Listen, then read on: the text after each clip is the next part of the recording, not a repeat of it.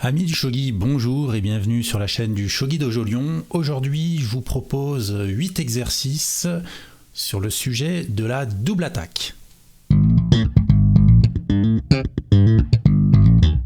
Sachez que vous êtes désormais plus de 600 à me suivre sur la chaîne du Shogi Dojo Lyon, ça me fait vraiment super plaisir. Aussi, je profite de l'occasion pour faire un petit peu de publicité pour la chaîne d'Andy Mars, le champion de France actuel, qui en ce moment fait une magnifique série de parties commentées où il souhaite passer 4e dan et il est très bien parti pour. Je vous recommande vivement de les regarder car elles sont vraiment de qualité. Alors si je souhaite vous présenter aujourd'hui des exercices sur la double attaque, c'est parce que je considère qu'il est extrêmement important, dès que vous débutez à jouer, de chercher un avantage matériel. C'est malgré tout souvent décisif. Donc si en un coup vous avez l'assurance de gagner une pièce gratuitement, c'est très souvent bon à prendre. Lorsque vous serez un peu plus fort, parfois vous découvrirez que c'est un petit peu plus compliqué que ça, mais dans un premier temps, je vous invite vraiment à vous concentrer sur le matériel et à ne pas rater les occasions lorsque vous pouvez gagner des pièces.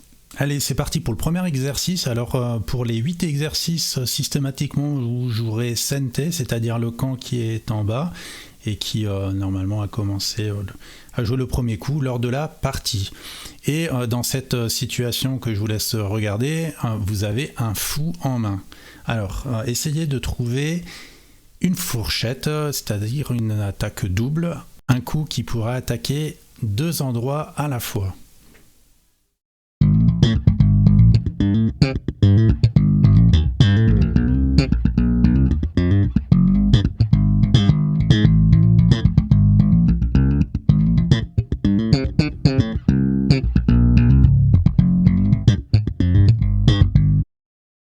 Alors vous avez probablement trouvé la réponse, je vous la donne néanmoins. Il s'agit de parachuter le fou sur la case 5-5. De la sorte, vous allez faire une fourchette en attaquant à la fois la tour et le général d'argent. Si bien que si votre adversaire essaye de défendre la tour peut-être en la protégeant, eh bien vous pourrez dans ce cas capturer le général d'argent, et si votre adversaire préfère défendre le général d'argent, eh bien vous pourrez capturer la tour. J'ajoute que c'est une position qui peut arriver tout à fait naturellement dans une partie. Imaginez que Sente a poussé ce pion et Goté fait l'erreur de capturer le pion. Dans ce cas, Sente peut échanger les fous et reparachuter le fou. Voilà, donc en fait l'erreur, ça a été de prendre le pion ici, ce qui a ouvert cette diagonale et qui permet à Sente d'effectuer une superbe fourchette. Exercice numéro 2, cette fois vous avez en main un général d'argent.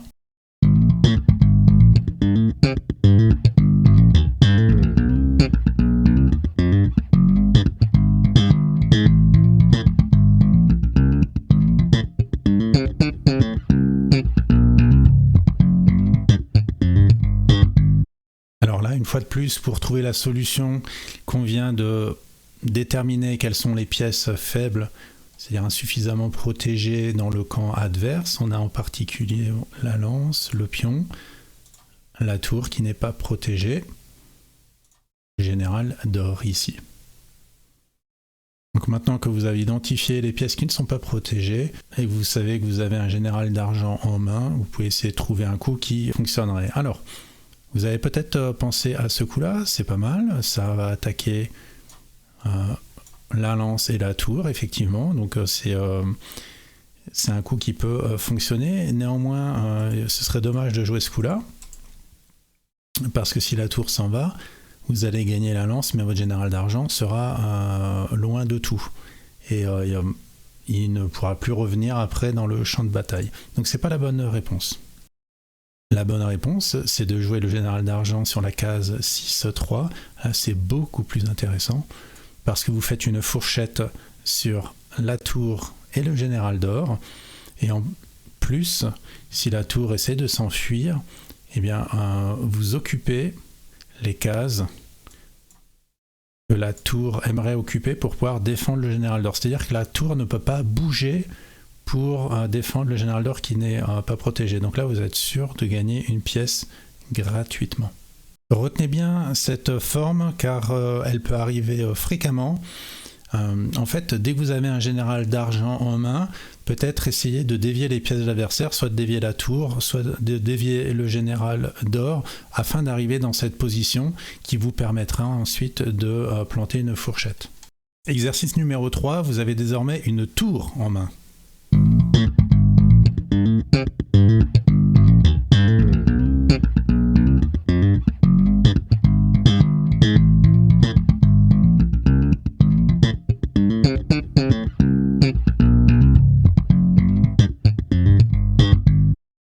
Alors dans cet exercice, pour trouver la bonne réponse, il fallait identifier deux choses. Le fait que le roi soit sur une rangée ouverte et le fait que le fou ne soit pas protégé non plus. Alors, ces deux pièces, comment on pourrait trouver un coup qui fonctionne avec la tour qui attaquerait les deux? Eh bien tout simplement en parachutant la tour en 8-2. Vous mettez le roi en échec et vous attaquez le fou. Donc toutes les doubles attaques qui font échec sont généralement les meilleures, puisque dans la mesure où vous attaquez le roi est obligé de sortir de l'échec et l'autre pièce est paralysée, donc ça restreint l'adversaire dans ses choix de réponse. Exercice numéro 4, vous avez un général d'or en main.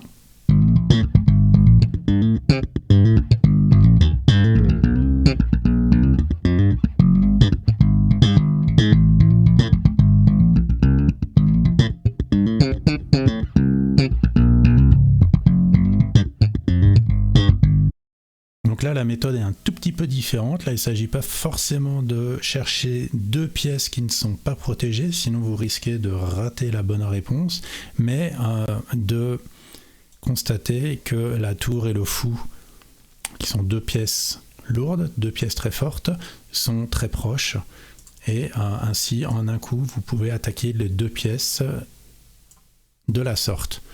Donc ici, peu importe que le fou soit protégé deux fois, le fou, vous voyez, il est protégé à la fois par le cavalier et par la tour, mais ça ne sert pas à grand chose d'être protégé, puisque si la tour s'en va et que vous capturez le fou, eh bien, vous aurez gagné ce qu'on appelle la qualité, c'est-à-dire vous aurez gagné une pièce qui est plus forte, vous aurez gagné un fou contre un général d'or et vous serez content de cet échange. Exercice numéro 5, à vous de trouver une double attaque, cette fois-ci avec un cavalier.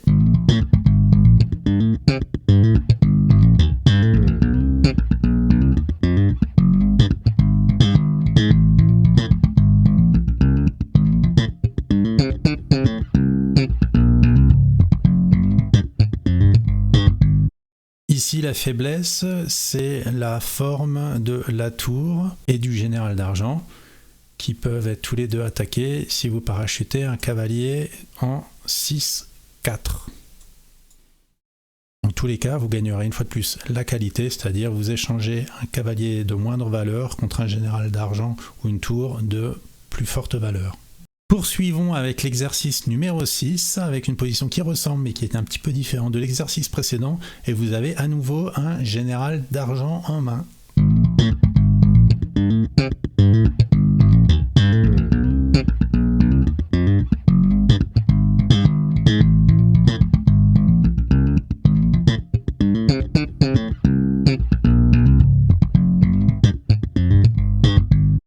Ici, à nouveau, vous avez une tour et un général d'or qui sont à une case d'intervalle. Par contre, la case ici est occupée par le pion, donc il n'y aura pas de cavalier qui pourra venir faire une fourchette. Néanmoins, vous pouvez faire également une fourchette par derrière. C'est également très fréquent avec ce parachutage de général d'argent qui va attaquer les deux pièces. Dans cette position, évidemment, l'adversaire va bouger sa tour pour ne pas la perdre et vous échangez un général d'argent contre le général d'or. Alors certes, la valeur entre un général d'argent et un général d'or, la différence n'est pas si importante. Néanmoins, ce qui est très intéressant pour vous, c'est de commencer à désorganiser la défense de l'adversaire, à vous débarrasser d'un général du château. Vous pourrez ensuite reparachuter le général que vous aviez en main. Votre adversaire, lui, il devra également redépenser un coup juste pour repositionner la pièce et reconstruire son château. Donc dans tous les cas, c'est intéressant pour vous. Avec l'exercice numéro 7, je vous invite à trouver une double attaque avec une lance en main.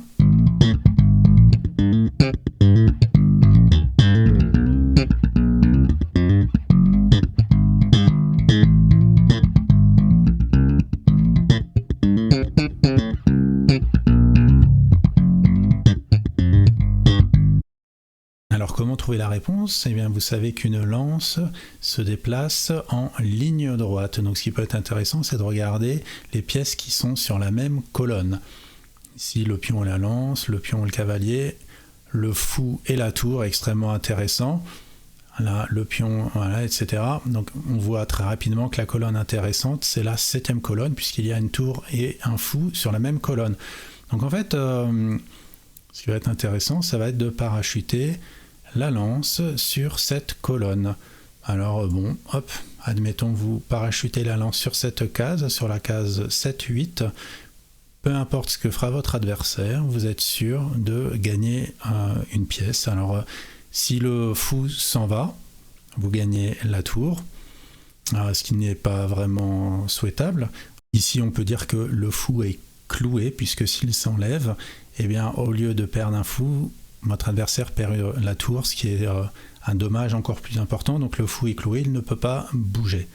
Et votre adversaire ne peut pas tellement se défendre en parachutant un pion devant le fou, puisque la lance capturerait tout simplement et reprovoquerait cette double attaque, donc ce clouage. Donc là, votre adversaire devra probablement parachuter un pion derrière le fou, et vous pourrez gagner le fou de votre adversaire. Alors à noter, vous pouvez également parachuter la lance sur cette case et sur celle-ci. Ce qui est intéressant, si vous la parachutez pas sur cette première case, c'est que vous n'êtes pas forcément pressé de capturer. En fonction de ce que joue votre adversaire, peut-être vous pourrez même encore améliorer l'attaque et mettre votre tour derrière si votre adversaire n'a pas forcément bien répondu sur cette double attaque. Allez, c'est parti pour le 8e et dernier exercice de la série. Eh bien, je vous invite à trouver une double attaque avec aucune pièce en main.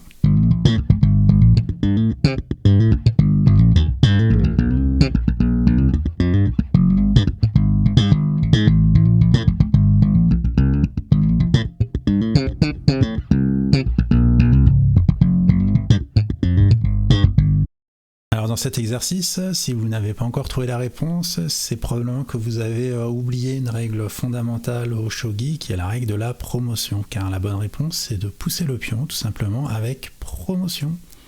Voilà, une fois que vous avez votre pion promu, il va pouvoir attaquer 3 pièces devant lui, la tour va s'enlever, vous allez gagner quelque chose quoi qu'il arrive. Voilà, c'est tout ce que j'avais à vous présenter aujourd'hui sur la thématique de la double attaque. J'espère que ces exercices vous seront utiles pour vous permettre de reconnaître des positions gagnantes lors de vos prochaines parties. Merci beaucoup et à bientôt.